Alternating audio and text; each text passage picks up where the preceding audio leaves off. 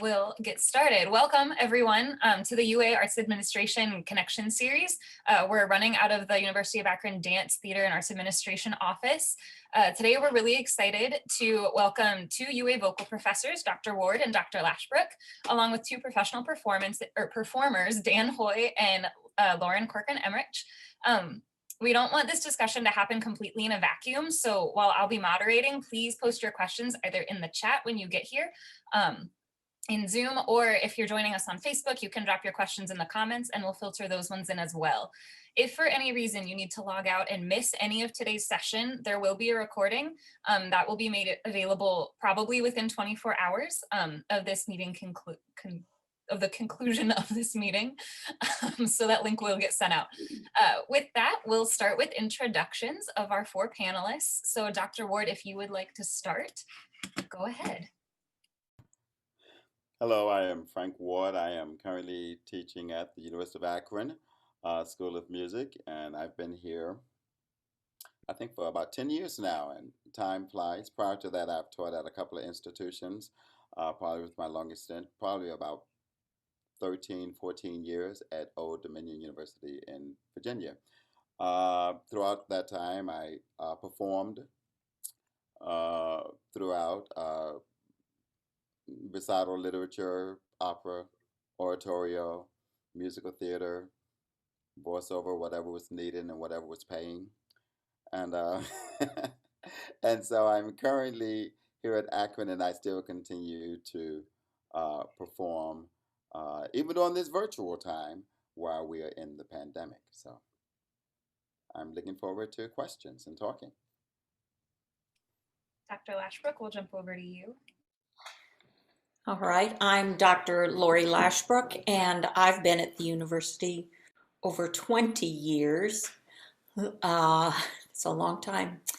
And I teach voice. I'm chair of the voice area, and then I teach diction classes and song literature classes. So the majority of my time has been teaching and then performing on the side. I've done a lot of work with Czech music, and I've had a number of premieres of some Czech works, and done traveling, doing lecture recitals and work with that. I've done some opera performing and oratorio, no musical theater, but have taught a little bit of that. So that's about me, and I look forward to having your questions. Lauren, as the local UA grad, go ahead. Yeah, so my name is Laurie Corcoran Emrich, and I finished my graduate studies at the University of Akron in the spring of 2017. From there, I moved back home to Pittsburgh, where I live with my husband, who's a piano technician, and my dog, who is a beagle, and I love him. So I kind of jumped right into the music world. I ended up getting a little bit of a day job, but started doing some auditions in the city. I think we're really lucky in Pittsburgh that we have a city that promotes the arts. We have, I sing with the Mendelssohn Chorus of Pittsburgh that sings with the Pittsburgh Symphony Orchestra, and I got to do that this past season before everything was shut down. And that has been really fun. I've also worked with some local companies in opera throughout the Pittsburgh area, and then just kind of doing the competitions circuit right now. As well as I maintain my own voice studio, which I've really found a lot of peace and comfort in during this difficult time. But I've been really, really enjoying working with my studio, as well as I found myself in a bunch of musical theater as a vocal director. So I've been vocal directing, I'm actually vocal directing an online production of Waitress, which is really fun and complicated. Just like a musical review for kids, anything too complicated, but as well as at my high school where I grew up, I'm vocal directing their productions as well. So that's what moving forward into, and I'm excited for all these questions. All right, Dan, you're up. Hi, everyone. My name is Dan Hoy. I grew up in the Cleveland, Ohio area. I'm now based out of New York City. I'm an actor and a teacher in New York. I was most recently seen on the Broadway national tour of Cats. I graduated from Baldwin Wallace University in 2018 with a degree in musical theater. I also do have my own voice and acting studio where I do private sessions. And actually, right now, we'll talk about this a little bit later, but I think it's just fun to note.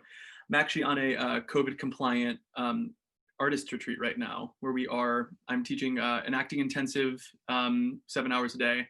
And we're actually doing a bunch of short film projects right now, just to kind of keep things moving and creative. So crazy times, but I'm very excited to talk today and get to, with the back and forth, and I'm really looking forward to your questions. All right, so we're going to start at the beginning of the process. So anyone can chime in with any of these questions if you have things to say. They're just directed towards people based on their current professions. So Dan and Lauren, we'll start with you guys. How do you prepare for a typical audition? What are your go-to warm-ups, things like that? What do I do for a typical audition? Well, there's many hours of practice and preparation. As more of an opera singer, we typically have a package of 5 arias that we're constantly preparing. So I have a weekly lesson with my voice teacher here in Pittsburgh, as well as I pick up a coaching with a few different people in the city to constantly rework those materials and get them ready for auditions. So I would say I try to practice every day. Some days is harder than others. But I'm constantly trying to be ready. So within the last couple weeks here, I just put in applications for some young artist programs. So I'm preparing the repertoire, and they'll get back to us to let us know if they want to hear more things from us. And this is all being held virtually. So that's kind of what I do, as well as I try to lay low maybe the day before and the day of to make sure I have enough energy for the audition, for sure.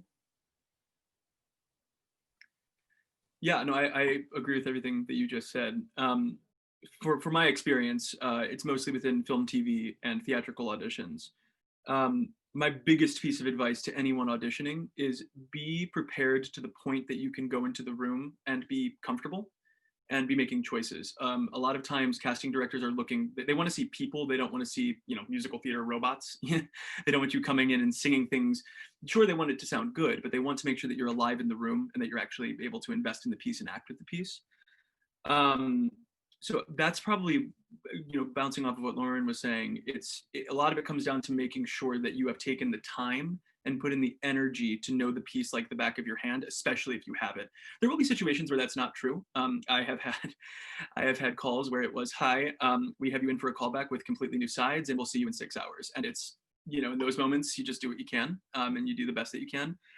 Another really big piece of advice for auditions, when you're coming into the room, like that should be where your focus is, that in that moment, that is the most important thing to you, absolutely.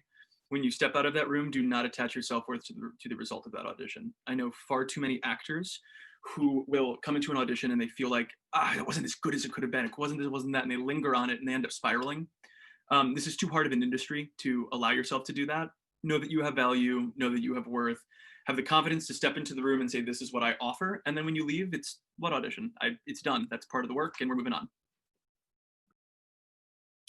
So Dr. Ward, Dr. Lashbrook, you guys can of course jump off of anything that they said, but since you're both now teaching students who are actively auditioning, what are some of the pitfalls that you both have seen students consistently fall into, and how can you avoid those? I think preparation is the key. You need to know how you work when you are preparing, because we're all a little different, and so we prepare differently and we need different things. So you need to understand yourself in terms of what you need to do in order to prepare for the job that you are about to go after. I think the other thing you need to be aware of is when you are auditioning, in some ways making sure that you are auditioning for things that are appropriate to where your current level is. Some people like to try and move too quickly and try to do auditions that they are not ready for. First of all, for many of those auditions, you might have to have an agent, or they're going to screen you beforehand, so you're not going to even make it in. But if you somehow should make it in, sometimes people are not very forgiving. And time is money, and money is time, as they say, and they can be very short and very curt in an audition, and they have no problems cutting you off in the middle of something with a thank you. It's just that they're just moving forward, and I think what Dan was saying is you can't take it all personally. It's the business. It's a part of what we do and how we operate. And I always tell students, if you're not used to rejection, you're about to become very well acquainted with it. And if it's tough, then you might need to change fields, because no or no thank you are the phrases you will get to know very well. But you have to keep moving through those moments as you work through. So understanding where you are, and trusting your gifts, and applying for things that um, in the level of where you currently are, wherever that is. I would add to that, I agree with everything that has been said. Um, I think you need to have a sparkle in your eye. You need to walk into that. You need to walk into that audition with, this is something I love doing. This is something I must do. Because if it isn't, if you don't feel passionate about it, then you need to find something else because of all of those reasons.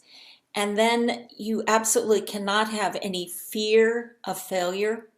You can't have any fear. I mean, all of these things that happen in life are it's just a detour. And just like COVID is a detour. And, you know, the detour, sometimes you can find some great, you can see some great scenes.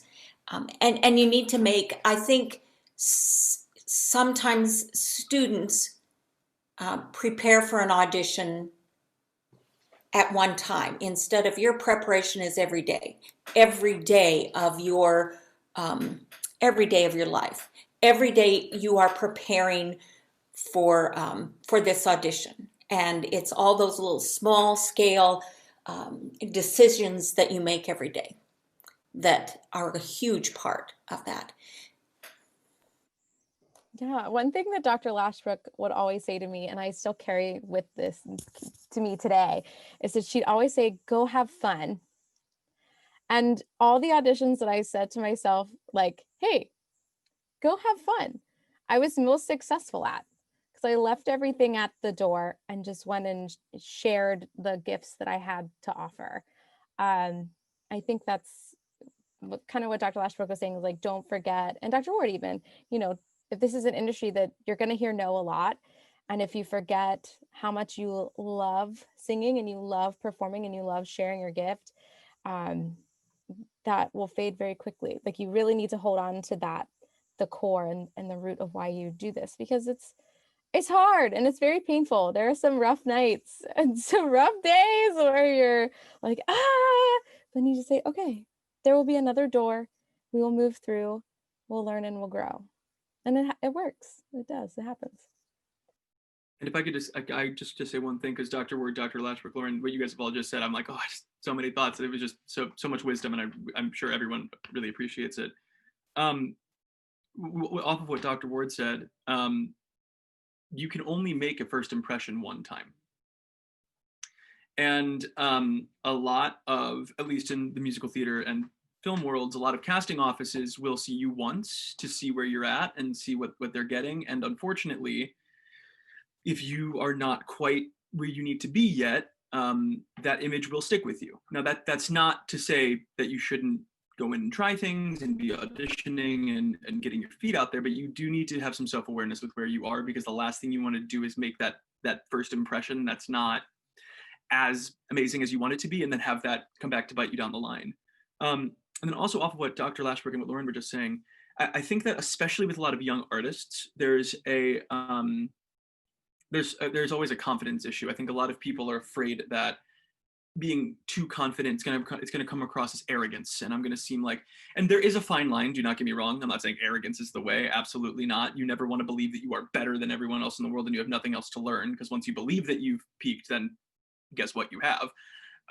But you need to know that you have value and that you have worth, and that me coming into the room and present and saying, this is what I have to offer for this production, this is what I can offer. You don't need to come in going, I need to impress them, I need to impress them, I need to impress them. They can sense that energy, and then you get all up in your head, and then it becomes personal. Coming into an audition is about saying, I know that I've done the preparation, I know that I am good enough to be in this room, here's what I have to offer, and if you don't want it, that's totally fine. It's not me, it's just the production.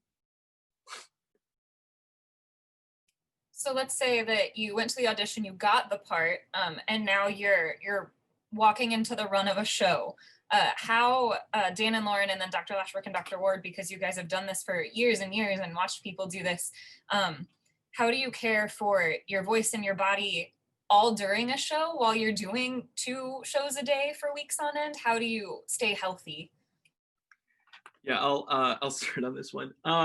So I did a year on the Cats tour. It was the first national of the Blankenbuehler version. If you don't know who Andy Blankenbuehler is, he was the choreographer on Hamilton. So very hip hop, energetic kind of movement, then mixed with Gillian Lynn's original, very balletic, almost like weird mix between ballet and like 80s jazz, like high bop mods to the face. 8 times a week for a year. You have to be so conscious of your body, what is hurting, and what you need to do to take care of it. Because if you are not in the peak physical condition that you need to be in for that moment, you cannot give the audience the experience that they paid to have. You can't. And also, you risk, and this is major, and it also applies to the voice, you risk damaging your career by not taking care of yourself. It only takes one show to blow out something for the rest of your career. So you need to be hyper vigilant. You need to be hyper aware. I will say, doing a show 8 times a week, you do have to be conscientious of the energy that you are expending, and you have to be economical. And this is the challenging part. You have to be economical without losing engagement. It's not about zoning out and being here all the time and like, I just don't care. You still have to be engaging, because that audience member sitting in the front row did not pay $300 to watch you zone out, you know. But it's about the awareness and knowing what is the bare minimum of tension. What is the least amount of tension I can introduce into my body while still telling the story effectively. And then also, I think that in addition to physical self-care, there is an aspect of mental self-care.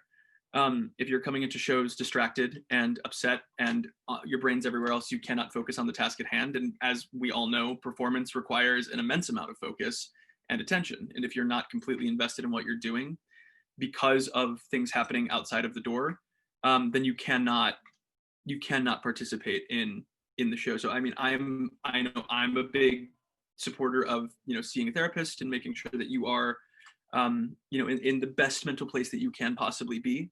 And then, and also, this is a big thing. If you're in a long run, know that our industry, our voice, our physical being, that is the product. So if you're going out and getting drunk every single night and staying up till 2 a.m. and just not things that you're doing for your own enjoyment, but you're not taking care of the product, then you are not going to have a very long career in this field.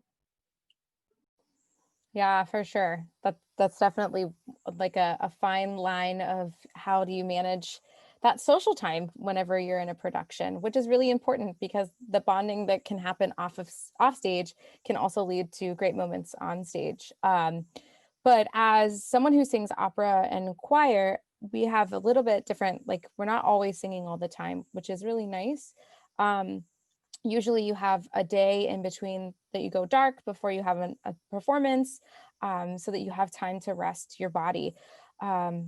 Some things that I do during that process is that I have my little personal steamer that I steam in the morning, in the evening, all the time, especially during the run of a show, to make sure everything's really hydrated. Because opera is a little different. You might have rehearsals for maybe last time I did a show, we had 1 week of rehearsals and then we went right in. So it's just a 2-week process that you kind of have to keep your energy up and going. So I try to stay chill during the day, and take it easy and be careful of what I'm eating, what I'm drinking. I'm a person who has acid reflux.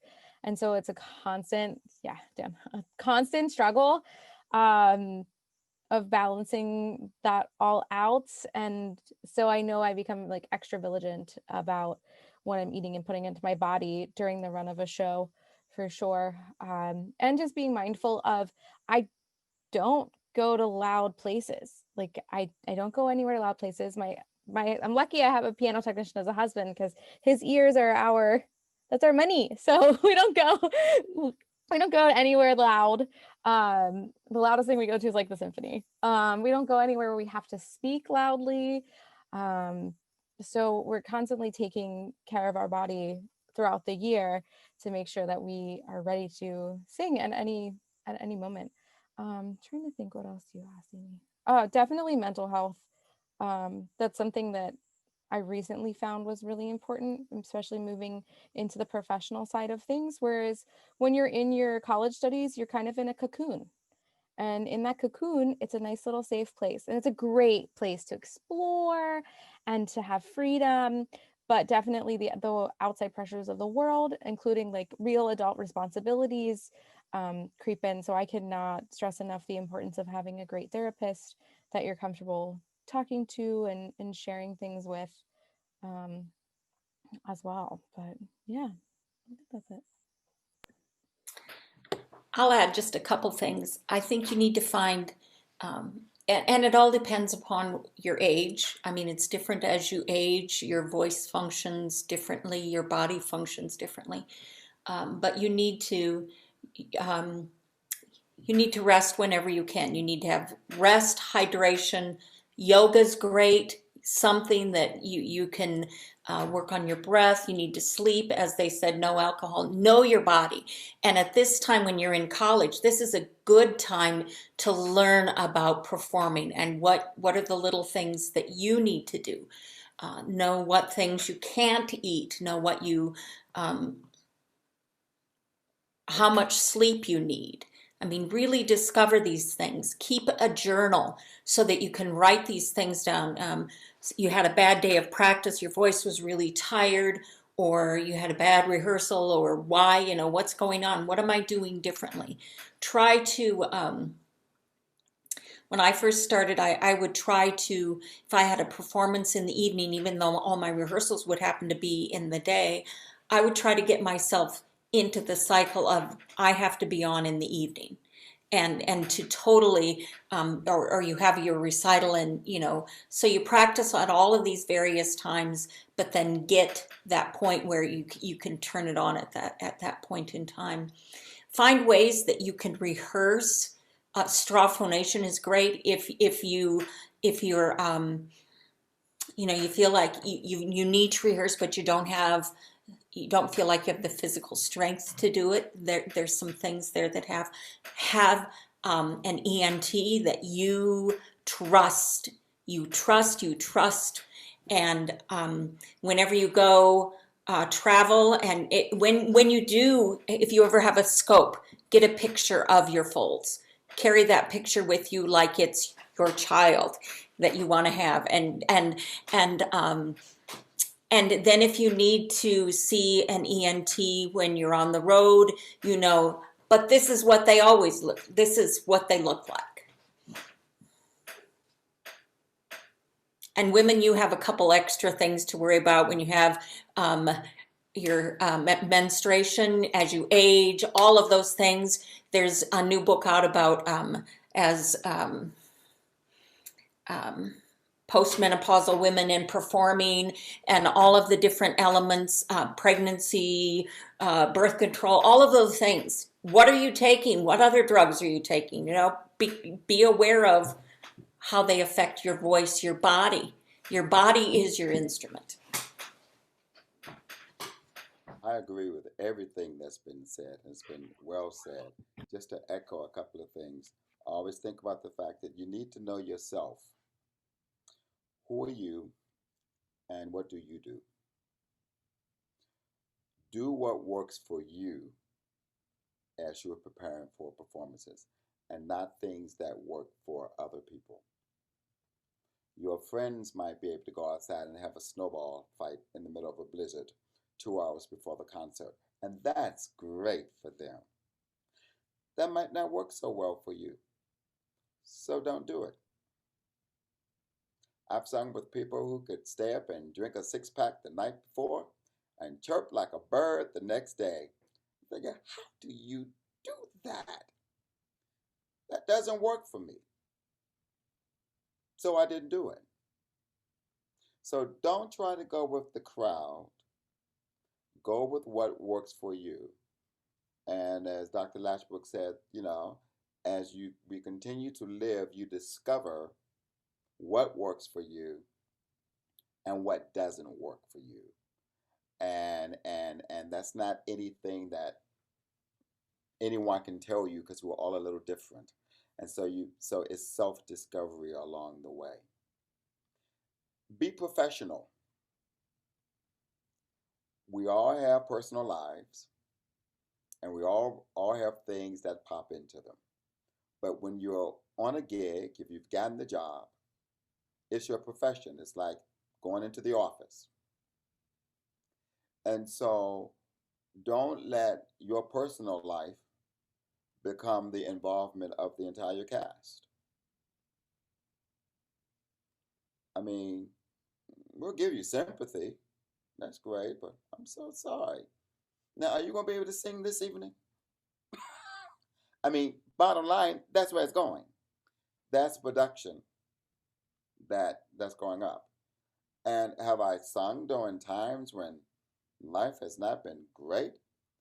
Absolutely. My favorite story is going up for a four-way requiem. They don't know that before the four-way requiem, I was in my backyard with the plumbers digging up my sewer line because there was a problem, and I'm standing there in my tuxedo. Well, why isn't it not working? They don't need to know it either. All they need is he going to do what needs to be done when he walks in? And that's what you have been judged on.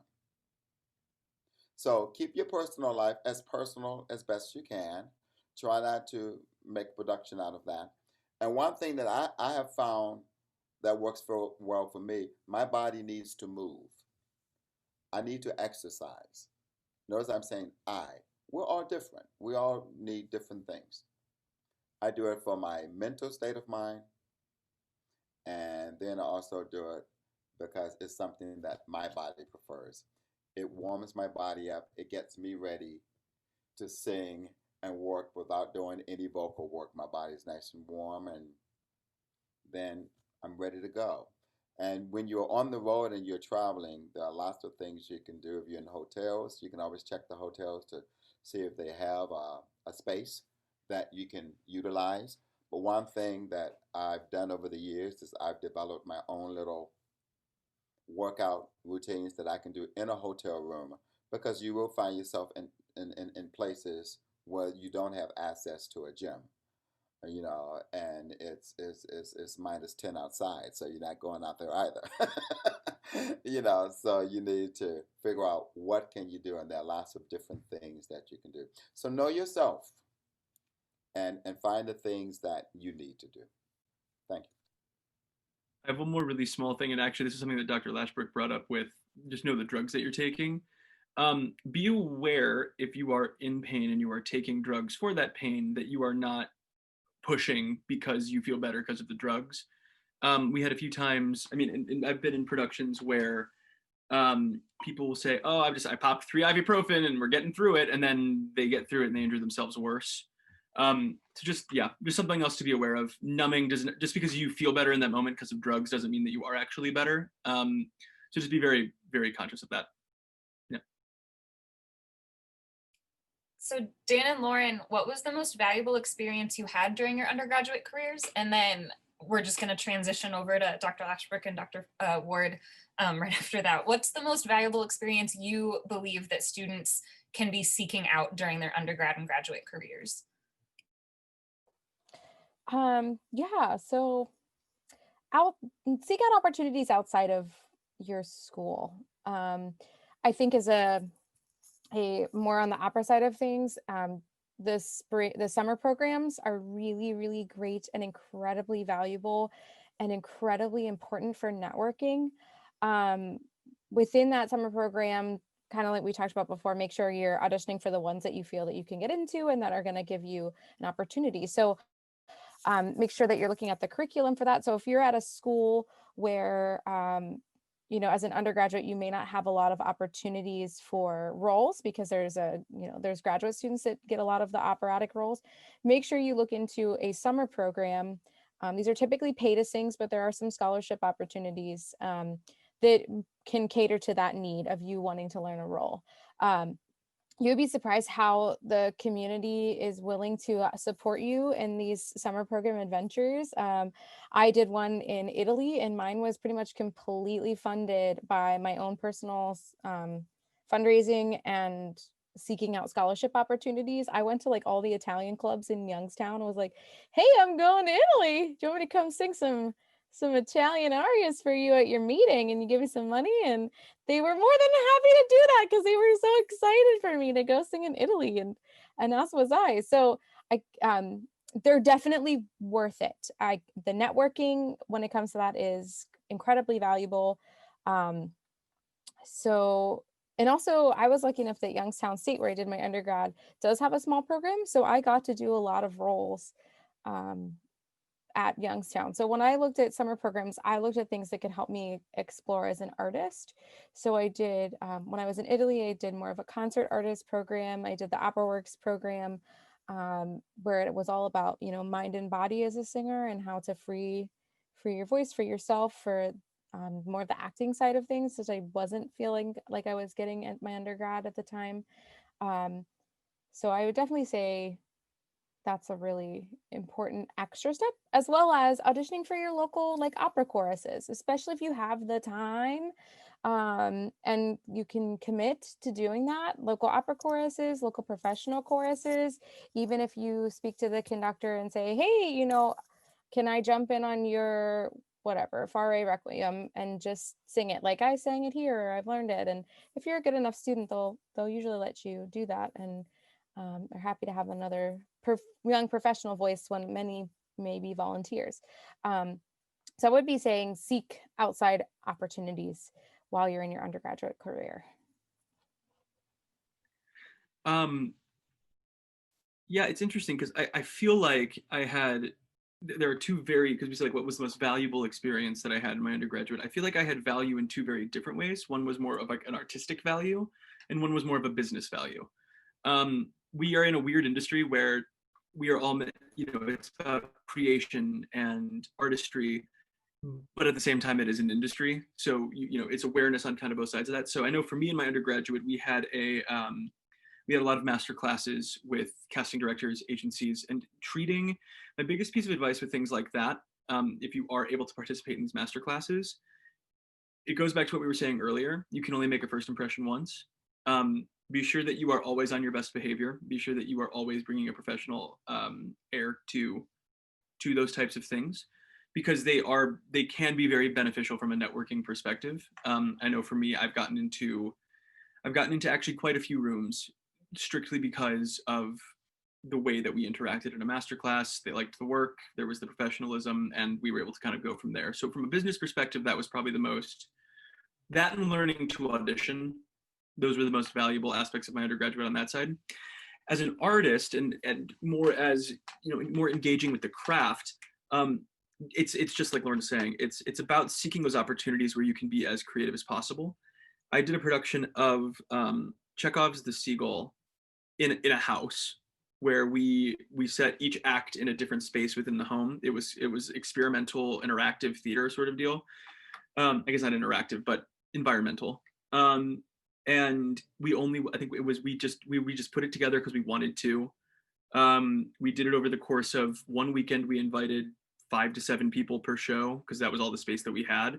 And to this day, it's one of the most artistically fulfilling things I've ever done, because it was all about the work. There was no other pressure to, this needs to be perfect, this needs to be this. It's all about the work. And something I talk about a lot is you can be the best business. You need a balance of both, because you can be the best business person in the world, but if you can't produce what you're selling, then nothing's going to come out of that.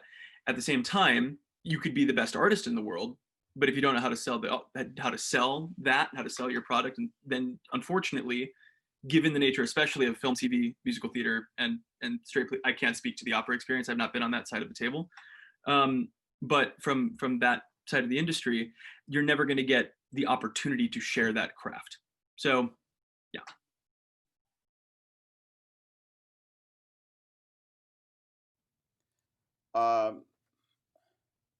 My undergraduate, so long ago, was a wonderful experience, and I had the chance to work with some wonderful teachers, and some of my more memorable moments from undergrad. And I appreciate it even more now that I'm decades away from it. Doing a master class with the late great William Warfield, and having the opportunity to have a conversation with the wonderful Leontine Price. So to sort of have that opportunity to be in that moment and professionalism that they exuded. And one thing I have figured out through all those experiences, which I share with my students, sometimes very directly or indirectly, trying to get them to understand that every time, with singers, every time you open your mouth to sing, you are auditioning for something. You just don't know what it is. We officially go to auditions because they're doing this or they're doing that. But many of my opportunities have come from performances or moments that I was doing for something else, and someone heard, and then you're contacted. So take advantage of every opportunity that comes your way, particularly while you are in school. And I push that here at Akron. Even though opera is not required, as I said, for our education students, I say take the course, because somewhere along the way it's going to come in and make a difference. But if you have opportunities to sing at a church, to sing in a theater, to sing at a banquet, a chorus, or a solo, take advantage of the opportunity, because you never know where it's going to lead. So in undergrad, that's when I first heard about Scott Joplin's opera, Treemonisha. And it had been somewhat newly discovered. But I went to school in Georgia, so I get back home to Virginia for the summer, and I'm looking in the newspaper. That's how old I am. We actually read the newspaper. You're reading a newspaper, and I look and see, oh, they're having auditions. Are you kidding? For Treemonisha. Are you kidding me? So I call them up and say, hey, can I come in and audition for Treemonisha? And they said, well, our auditions are actually over. We're just doing, for lead roles, we're just doing the chorus.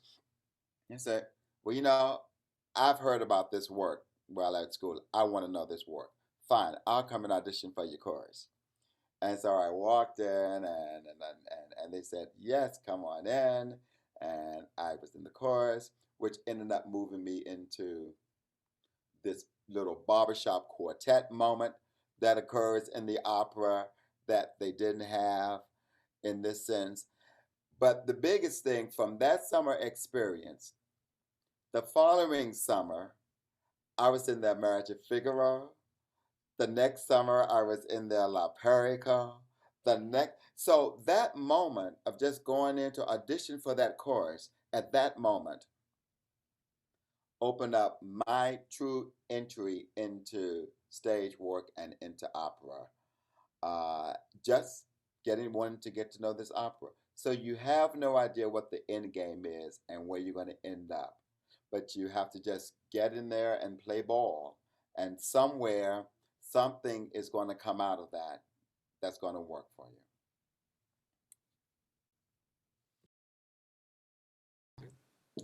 Well, everybody has said such wonderful things, and I'm going to try not to double what they said, but maybe a little. So in your undergraduate, this is a time that you need to be the triple threat. So even if it's opera or it's musical theater, you must be able to act, you must be able to dance, you must be able to move, you must be able to sing. And if your degrees in colleges don't allow for your ability to master all of those, so maybe take a summer and take some ballroom dancing or something, do some acting courses, read poetry, do some elements to help you become better at communication. And too often, I think young students come in and they have the talent, they have a lovely voice, they have been blessed with that lovely voice.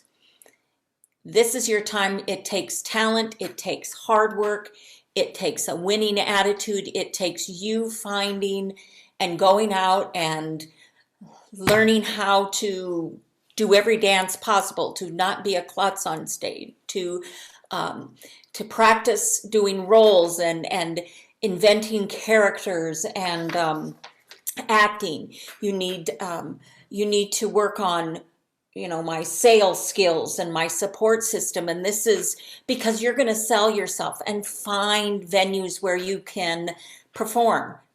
Be in a church choir, sing, you can be a soloist there, do some type of performance at a nursing home or at a daycare, or, look at your arts councils and see what they have. You need to find, even before this COVID-19, you need to find venues for you to perform and to develop what it is, what you want to do. And try to come up with some new ideas. I don't think that all of your performances have to be a typical recital or it has to be an opera. Think of out of the box things. I mean, get another singers and maybe do art songs with more than one voice, like Earl Koenig, or something else that you can take it a little out. Make a music video. Do the Diary of Virginia Woolf and do it with another student, and one could be Virginia Woolf and one could be a student finding this works. Come up with something. So moving back one more age group, I know we have some high school teachers who are very interested in this session. So what advice would all of you have to give to high school students who are thinking about pursuing music in college? What can they be doing to prepare, especially in a COVID-19 world, to enter into a music program?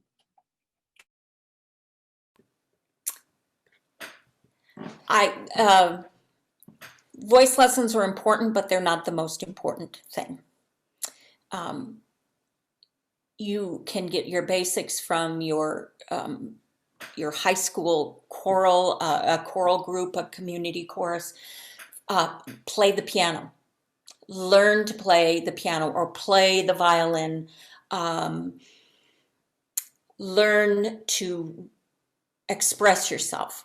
Learn to express yourself, because there has to be, as I said, there are a lot of good voices, but don't just dwell on the voice. Again, dance, get involved in community theater.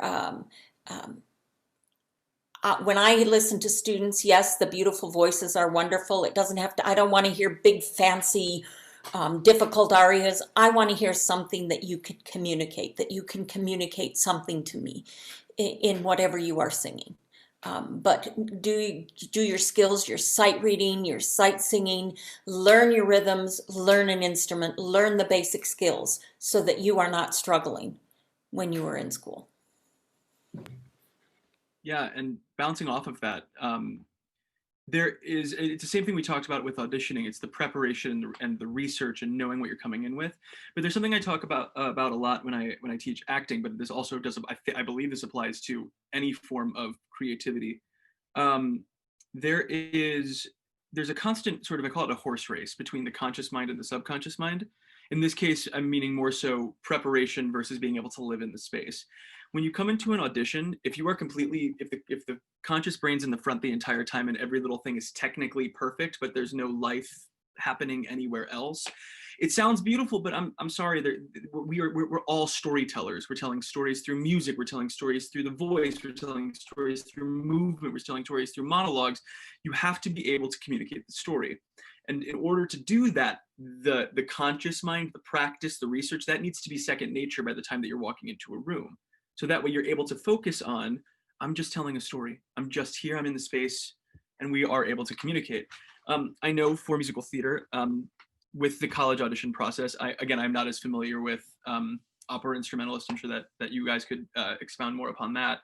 But I know that for theater and for musical theater, those audition days are, they can be scary. I will actually say this. I have auditioned now, I've auditioned a lot in New York City, and I have never been more intimidated than I was at my college auditions, because they put you all in the same room, in the waiting room. There's this constant buzzing, nervous energy, and I think a lot of times, especially with high school students, the thought is always, I need to be what they want me to be. I need to be what they want me to be. I need to be what they want me to be. So I need to be technically perfect, or I'm never going to get in. Their interest, they want you to succeed on the other side of the table. They want you to be successful, and that applies to casting in general, but especially at the college program. They're committing to you for 4 years as much as you're committing to them. So they want you to succeed, and they want to see you come through your work and your creativity. So be uniquely you, and have done all of you, because you're right, you do need to have the mechanics to be able to execute. But if you've been regularly practicing and you've been regularly training, that will come as second nature. I couldn't agree more with what Dan just said, especially about kind of sharing who you are, and let that come through, because do you want to be with them? Do they want to be with you? You're about to build a relationship for 4 years with one another, and that's a long time. That's a real relationship. On the preparation side of things, I think, thinking back to those high school teachers and what they're looking for, really asking the students to make sure that they're reading the materials of when things are due, and what they're supposed to be singing in auditions, especially in the undergraduate field. It seems to be one foreign language, one English. Some want them after a 20th century English piece, some don't care.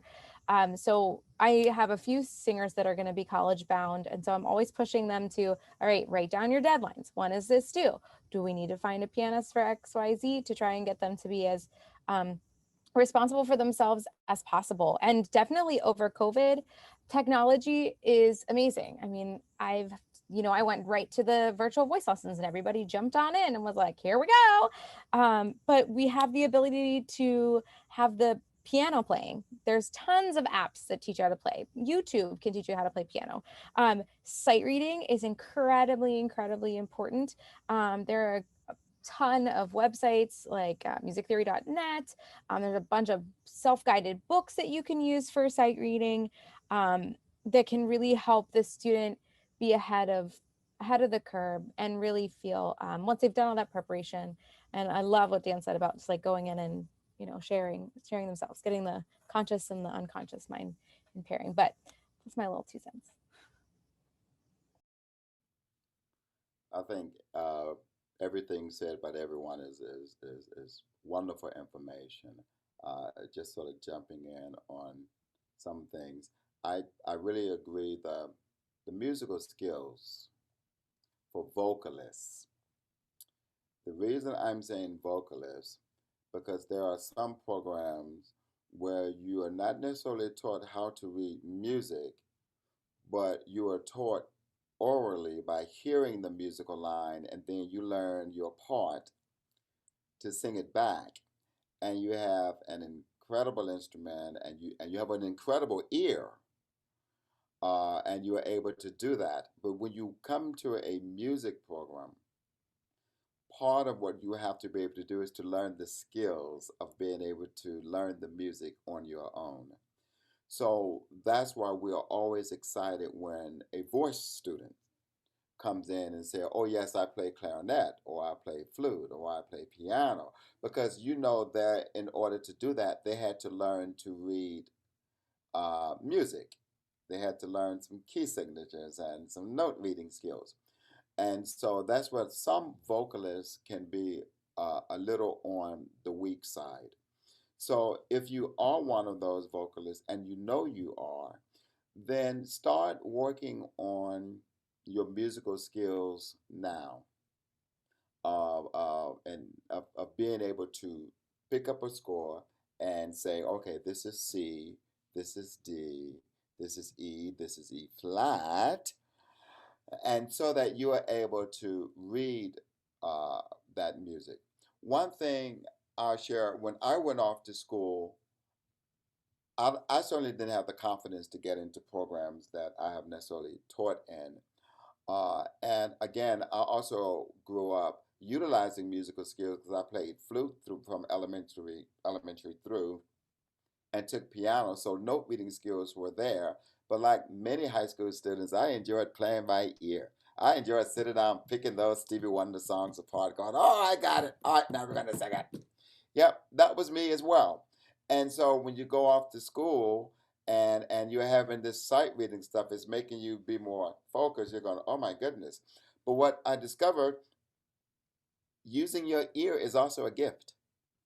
It's not something that you toss away and say, oh, but they don't want that. Oh, no, no, no, no, no. You bring that with you, and we're going to enhance it along with the musical skills. And so when you put the two together, you know, it really is a good place to be. So musical skills, really, really important.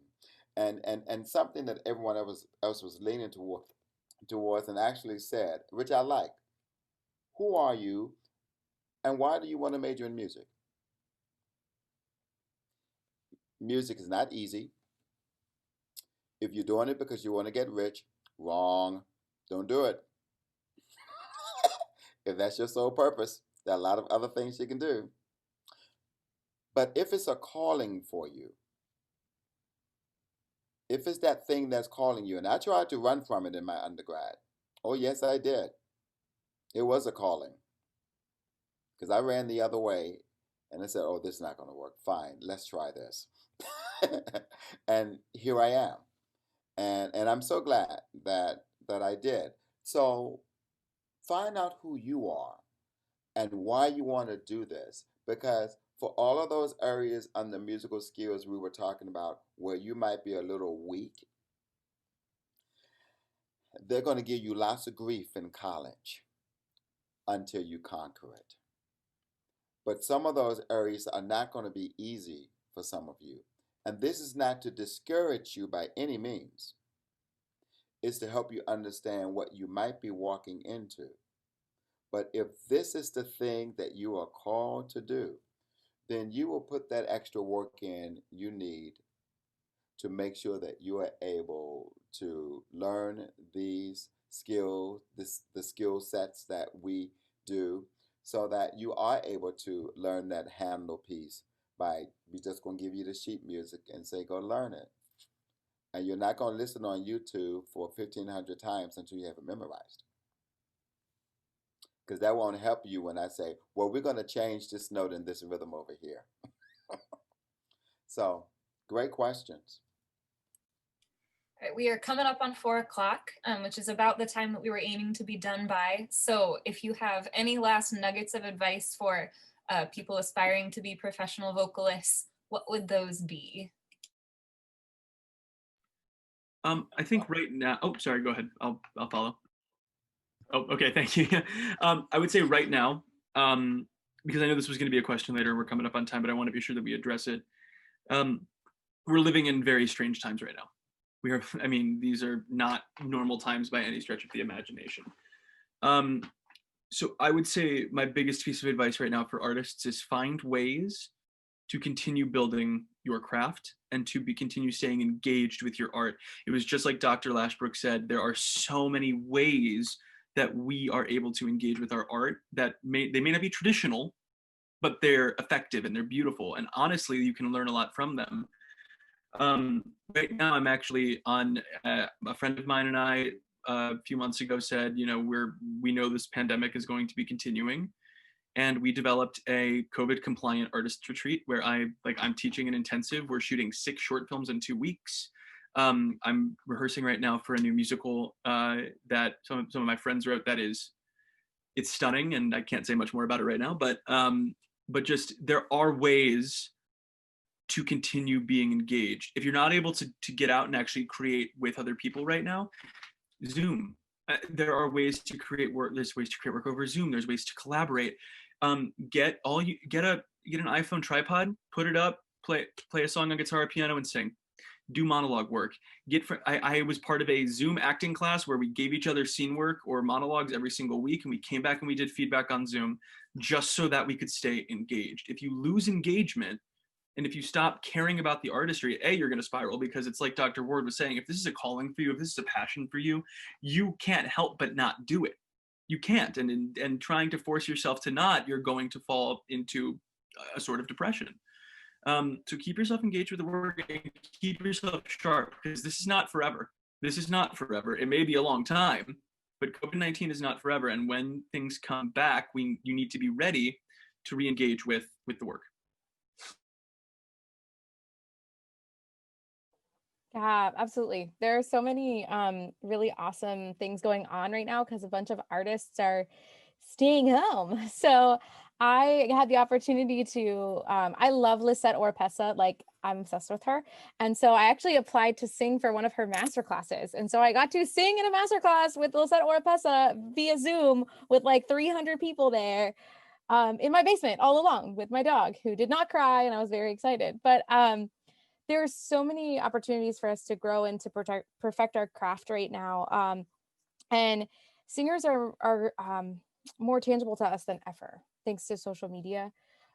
Many of them are going live with other friends to talk about the industry, which is really fun and awesome to hear it straight from the horse's mouth, so to say. Find ways to make music together. If that be socially distant, I've done a couple virtual ensembles, actually helped create a few virtual ensembles for friends and things like that. I was lucky enough to give a Zoom recital to a nursing home, which just kind of made me feel full and filled my cup, knowing that I didn't get to see any of the residents, but knowing that I got to perform for the residents really, helped to fill me up there. But this is a time where, I've been reading a bunch of books, just filling my brain with good things, and filling my brain with a lot of pedagogy books and things like that, and for fun to keep myself calm and relaxed and grow. So yeah, just always seeking out opportunities for growth as an artist is really important.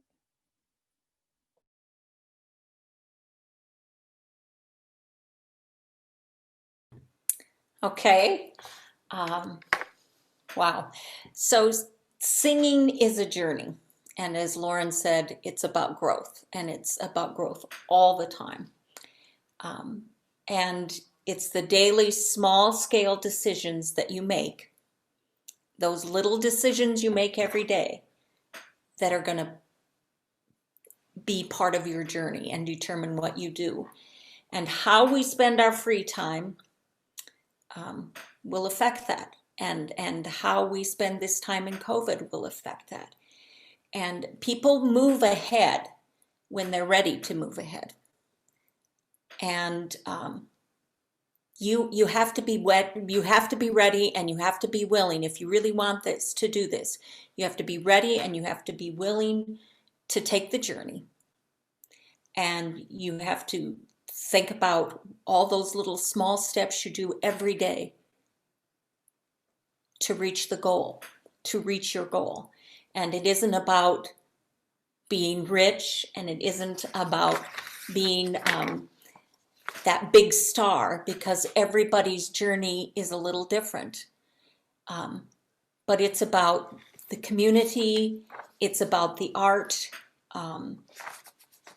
it's about maintaining artistic integrity and contributing to the musical life of your community, wherever that community is.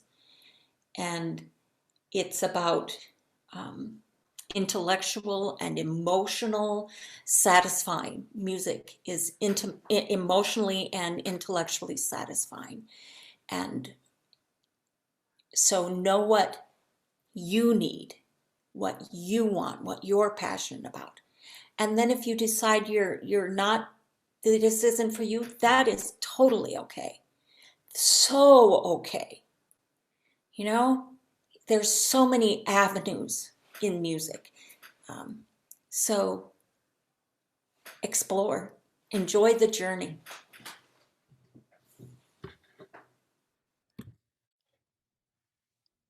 Again, I agree with everything that's been said. We're in some strange times. So, as opposed to fighting this moment, embrace it, be strange. So, think outside of the box when you're trying to figure what you want to do and how you want to stay active throughout this time. There have been lots of different kinds of opportunities due to COVID. I think this summer I saw and attended so many webinars, I wore myself out. I don't think I've been to one now in like the last 2 months. I just wore myself out. And they were great because I was on webinars with all kinds of people, Lawrence Brown Lee and Willis Patterson and George Shirley and oh my goodness, just all these incredible people. And they were great. And it kept you engaged. It kept you involved of what other people were doing during this time. So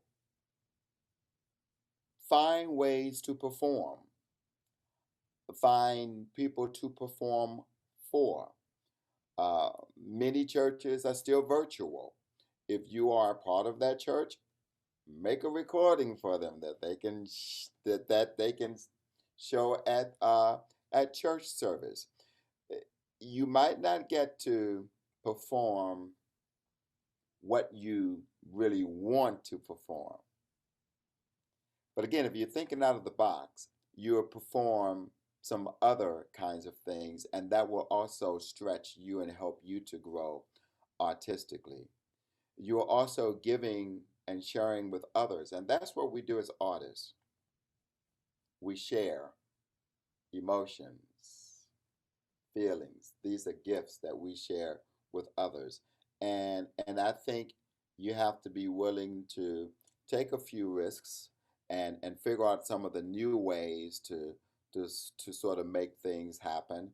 Yes, I've done my virtual performance where say, okay, I'm going to make the recording for you. Like, oh, great. She gets to choose the tempo, not me. All right. So I get the recording. Like, all right, this is when she said, I sent you two, one a little fast, one a little slow. I mean, oh, well, thank you. I get to choose between two. And you get into that and you get to work within this and you have to count. Okay, she's holding this how long? Okay. And that in and of itself is a process of figuring out how to perform with the recording. And it's going to be put online at a conference. So you want it to be the best thing that you can possibly come up with. But again, that makes it exciting. It's something new. It's not stuff that we will ordinarily do. So perform for your friends. Make videos and send to family members. Post them on your Facebook page and share them with friends. It would serve as a gift for them. So there are lots of different things that you can do to stay active during this particular time. So we don't have to completely just kind of disappear and not do anything. And like Lauren said, I try to practice every day. And it's great I try that because the last week has just been a mess. But it's okay because it's all about to come to a close at the end of this weekend. It's like, because it's all due. no matter what, whether I make the deadlines or not, I can get back to practicing. And that's what makes me happy. When I get my practicing in and I do that, then I'm okay with the world and anything else that happens. So that's that calling thing we talk about. You have to enjoy the process. So be positive, keep your chin up. No, we have no idea when we will be able to do what we do.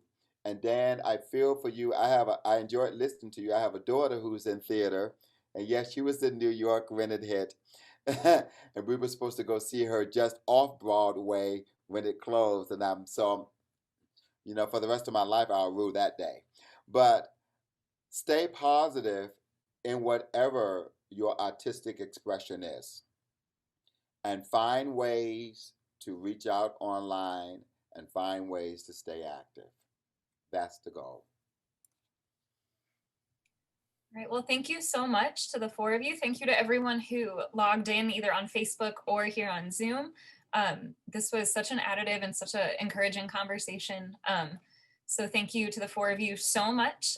Again, if you missed any part of this, or if you jumped in late or anything like that, the recording will be on our website, and I will get that link out to whoever would like it, and probably somewhere on social media. So thank you so much. Thanks for Thank you, Amy, for putting this together. Of course, anytime.